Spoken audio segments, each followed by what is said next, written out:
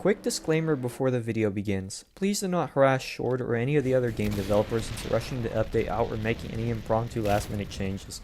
The devs of this game have outside commitments and did not deserve to have any additional pressure added upon them. Any content or changes seen here are not final and can be changed at any moment if the devs wish to do so. Without further ado, let's get into the video. Starting off, we have two new locations, the racetrack and Old Fortress. The racetrack is located slightly behind the gas station in the desert, on the road nearby the nuke silo in the military base, just off the farm spawn location. There are concession stands in the parking lot where you can find a register selling hot dogs, a new food item in the game. There is also a new defense objective located on one of the spectator stands near the entrance of the racetrack.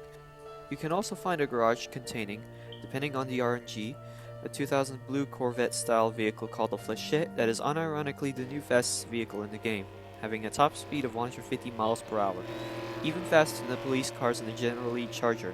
The other vehicles you may find there include unmodified Dodge Chargers with no livery on them, and the actual General Lee Charger itself. This would be a very nice place to race with friends or strangers in the game, competing to see who could get around it first. Because the track itself has no barriers, I'm sure that some people are definitely going to cheat by skipping half the track or more to finish. The addition of some barriers could definitely solve this problem and promote fair play while racing in-game. But overall, I think this would be a very nice addition to AniPhobia. The other new location is the Old Fortress. Located just outside the nuke silo across from the gas station in the desert, the Old Fortress looks exactly what it sounds like, an old, rundown fortress. Inside you will find Western pioneer-style wagons, ruins, 2 tents, and a campfire. Inside the 2 tents you will find rifle ammo, pills, heavy ammo, and a new weapon, the Mare's Leg, a short-barreled lever-action rifle harking back to the Old West. There's also a new vehicle spawning system where the vehicles are not going to be the same vehicle spawning in the same location every time.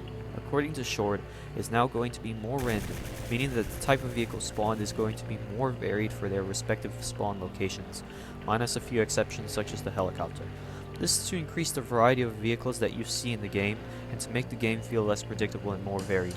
Speaking of new vehicles, there are now 2 new additional vehicles, a blue sedan based off a 2000s Lincoln Town Car / Lincoln Continental, and a van based off the Chevrolet Express, as well as the aforementioned Flechette Corvette style vehicle.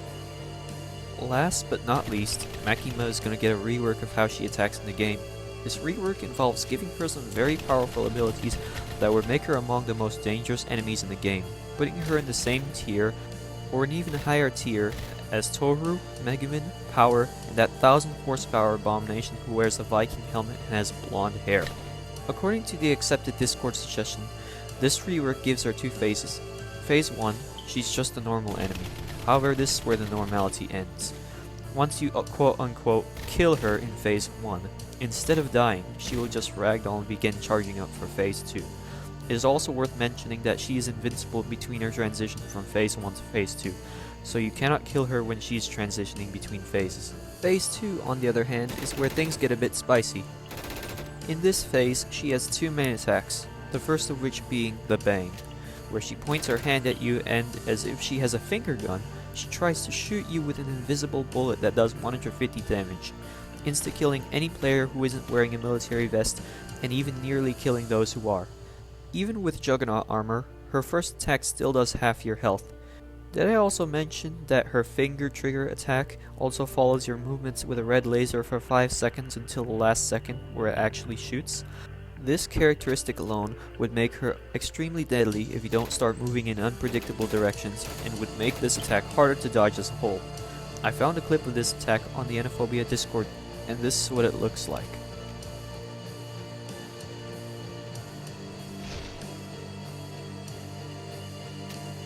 Judging by this clip alone, it is clear that she does more damage than what the Discord suggestion states that she should have. As you can see in this clip, the player has, albeit barely, more than 150 health, and it just insta-killed him, indicating that this attack does more than the stated 150 damage in the Discord suggestion.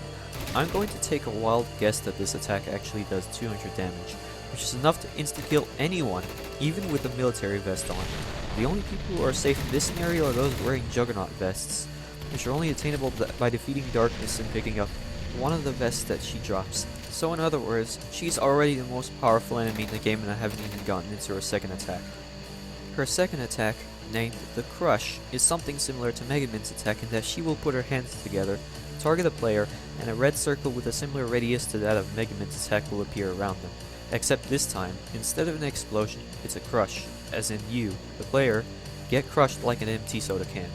Reportedly, according to the Discord suggestion, this attack does 1000 damage and will kill everyone who isn't out of the radius of her attack circle, even those with Juggernaut vests on. No one is safe with this one. The only saving grace here is that the attack lasts for 7 seconds before it is inflicted, giving the player ample time to get out of the death circle and escape. Overall, this rework would make her one of the most powerful enemies in the game and possibly the most annoying as well. Enough to warrant a kill on sight policy and a high enemy priority from here on out dealing with her. M82 50 cal spam and explosive spam is warranted in this scenario and is currently the ideal way to deal with her in this form due to how dangerous she is. Not only that, but upon you dying to her, she is going to say a voice line that goes along the lines of, "Repeat after me, Shuzo Mishima." I asked ChatGPT what this means, and the result I got is quite dark and sinister in nature. Basically, by making you say this phrase, she's asserting her dominance, manipulation, and dark magic control over you and can, quote, use you as a conduit to execute another person remotely. However, in the context of AniPhobia, I'm pretty sure that this is just the equivalent of her just teabagging you. Around this point, I would be ending the video, but as of making this video, a new test place update just dropped featuring a new location, a new defense objective, and a new gun. Sadly, I do not have in-game footage of this at the time of editing this video, but I will say that the test place is always open to the public and I do not want to leave too much info on the update, so I encourage you to go and check it out yourself. As always, have a nice day and beware of Makima.